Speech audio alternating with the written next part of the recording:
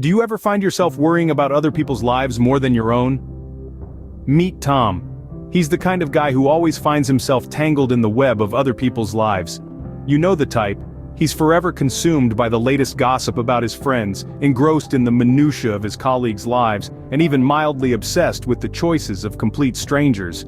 Tom's mind is a whirlwind of worry and speculation.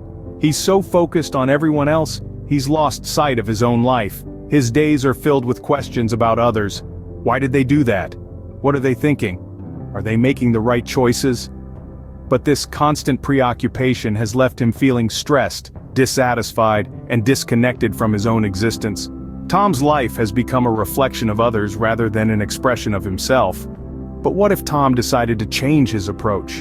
Imagine the day when Tom decided to focus on his own life. It was an ordinary Tuesday, the kind where the world spins on its axis with no particular regard to the individual. But for Tom, it was the day he realized he was a spectator in his own life, preoccupied with the stories of others, while his own narrative was left untouched. This epiphany didn't descend like a bolt from the blue. It was a gradual realization, like a foggy morning clearing to reveal the day. Tom found himself losing sleep, worrying about his friends' career choices, his neighbors' parenting styles, even the stranger's diet he overheard at the coffee shop.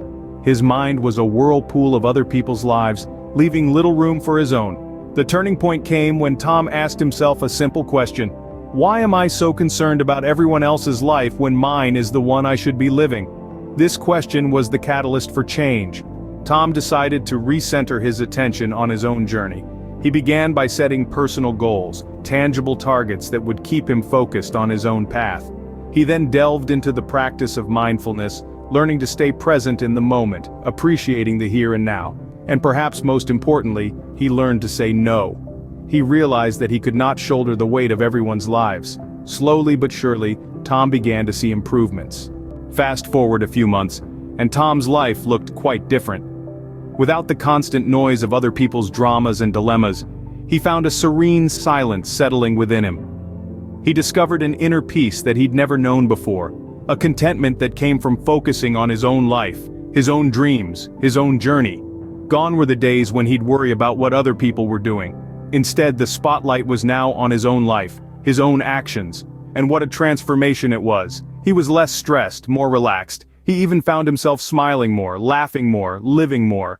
With this newfound time and energy, Tom began to explore his passions that he had shelved for so long. He started painting again, he picked up his guitar, he even started writing a book.